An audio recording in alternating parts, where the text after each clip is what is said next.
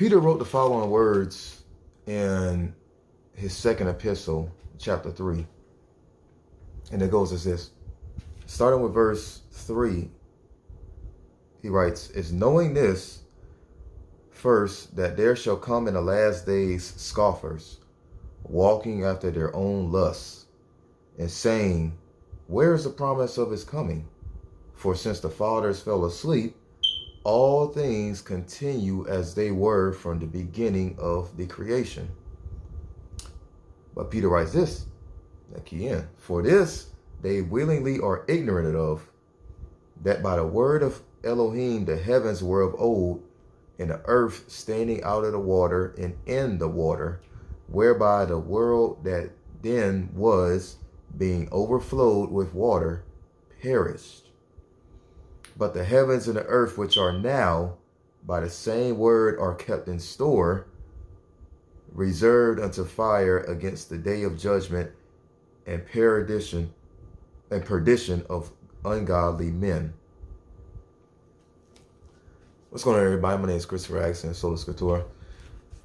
It was this past Friday, and I posted a video, very quick. I think it was like less than 2 minutes, recapping of when, in real time, was when I was joined with a few brothers, Jason Cantrell, Matthew Ursima, and Chike,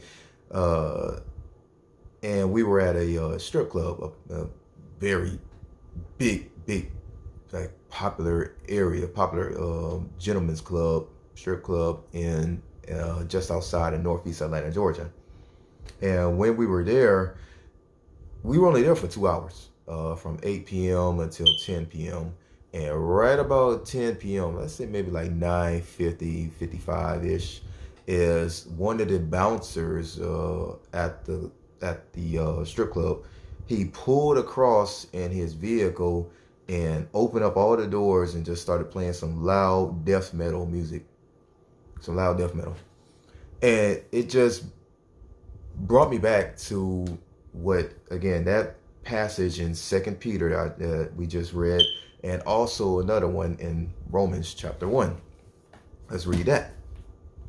Is in verse 28, is even as they did not like to retain God in their knowledge, Elohim gave them over to a reprobate mind to do those things which are not convenient, being filled with all unrighteousness, fornication, wickedness, covetousness, maliciousness, full of envy, murder, debates, deceit, malignity, whisperers, backbiters, haters of Elohim, despiteful, proud, boasters, inventors of evil things, disobedient to parents, without understanding.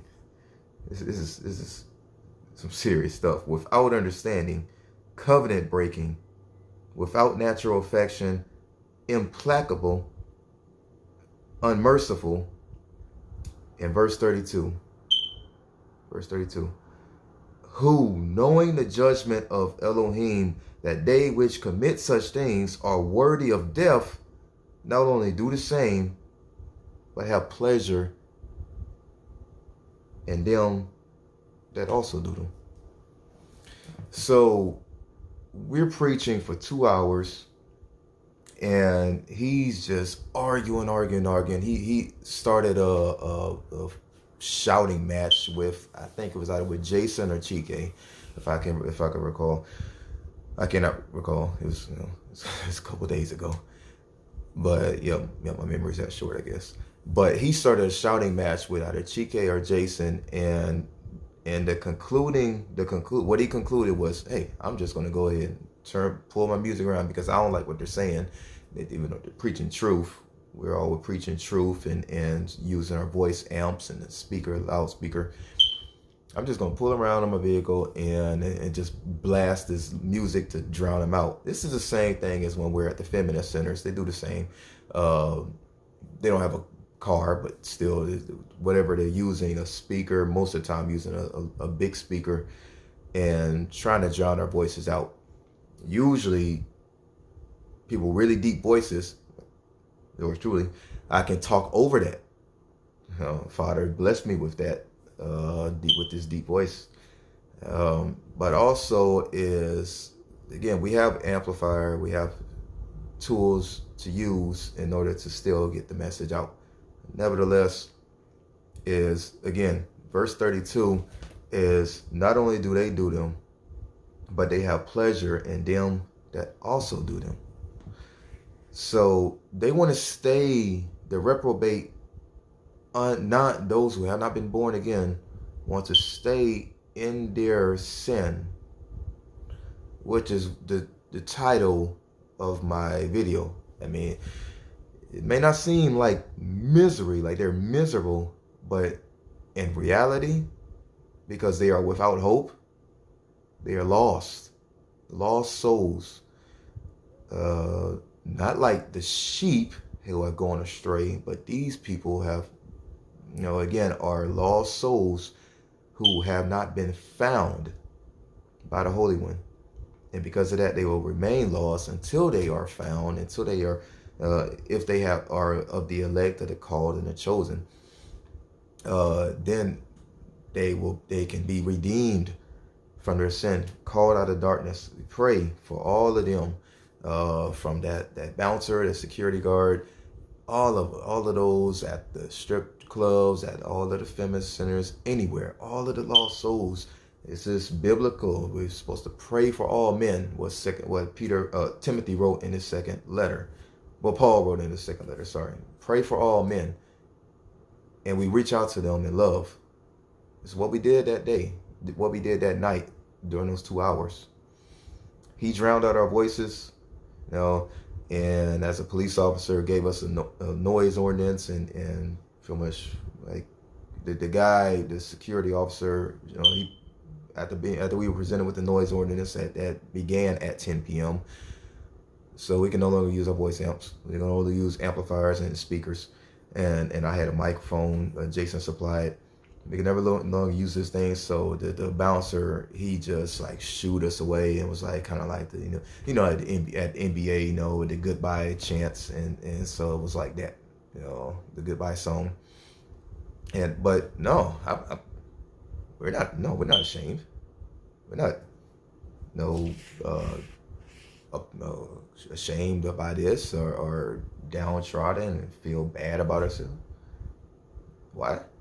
Because, wow, in Romans 1:16, for I am not ashamed of the gospel of Christ, for it is the power of Elohim unto salvation to everyone that believeth, to the Jew first, and also to the Greek.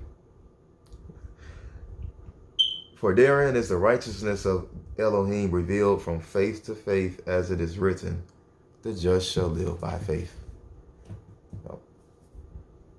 The 4 of us that night, we were living by faith, and we were operating in faith and doing the work of an evangelist.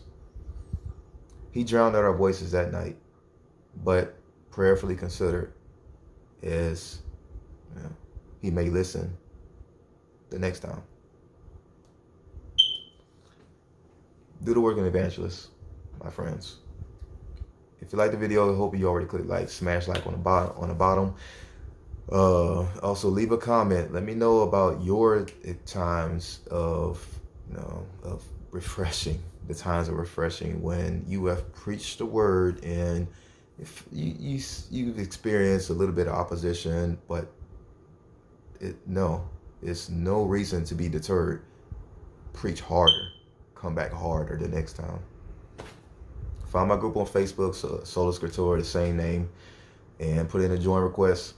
And I'll get back to you. I'll answer you hopefully within the next 24 to 48 hours. In the meantime, let's continue to do the work of an evangelist. And do not let any of these detractors distract you or throw you off. Have those blinders, spiritual blinders on. That tunnel vision, seeing only the gospel, and doing the same work, being pressed just like Paul was, having with the desire to just preach Christ crucified all day, at every opportunity. Until next time.